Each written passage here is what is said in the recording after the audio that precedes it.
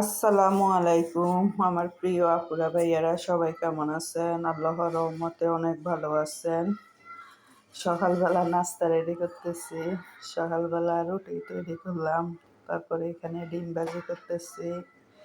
আর হইলো আলু ভাজি।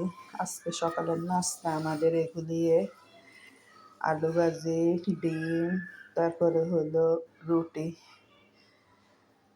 রুটি তৈরি করতে করতে আমার হাতের মধ্যে ম্যাশ পড়ে গেছে, মানে আমাদের প্রত্যেক দিনে রুটি বেলতে হয়।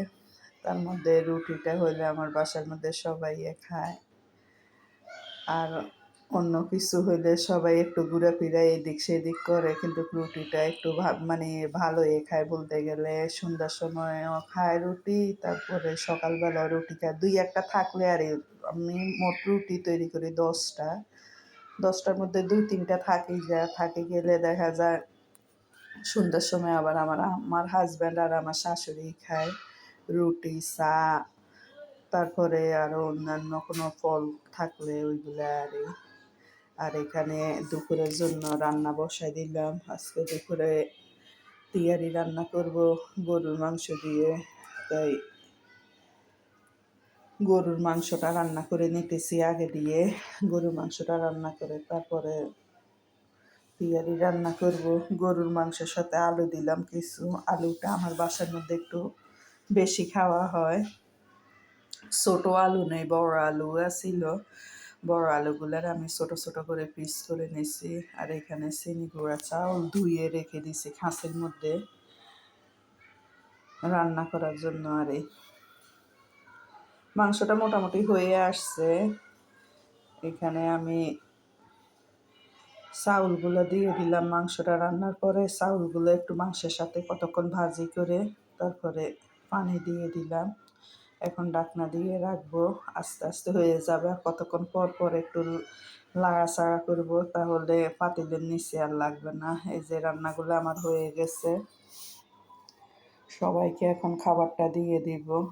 তিহারিটা একটু বেশি খাওয়া হয় আমার বাসার মধ্যে, আর আমার বাসার মধ্যে সবাই একটু তিহারিটা বেশি পছন্দ করে, তাই ঘন ঘন তিহারিটাই রান্না করা হয় আমার বাসায়।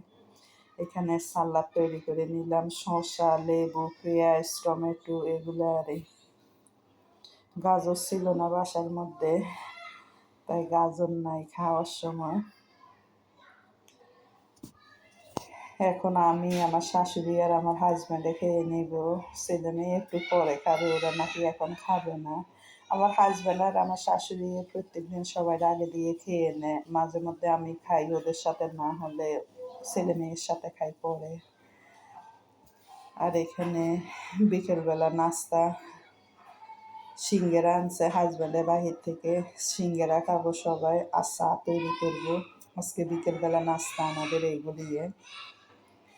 বিকেলবেলা নাস্তাটা খাই, তারপরে একটু বাইরে থেকে হাঁটিয়ে আসবো। বাইরে এত বেশি যাওয়া হয় না, কাজের জন্য সময় পাই না, তারপরে একটু যাব বাহির থেকে, যাই একটু হাঁটিয়ে আসবো। আমার বাসার সাথে একটা মার্কেট আছে, এই মার্কেটটার মধ্যে আমি বেশি আসি। এটা আমার বাসার সাথে হাঁটিয়েও আসা যায়, তার মধ্যে রিক্সা ভাড়া 20 টাকা 25 টাকা এরকম। কিন্তু বেশিরভাগ আমি হাঁটিয়ে আসি, কারণ বাসার সাথে তো একটু হাঁটা হয়, তারপরে একটু মার্কেটটাতে ঘুরো হয়, প্রয়োজনীয় জিনিস যা লাগে কিনে নিয়ে এখান থেকে।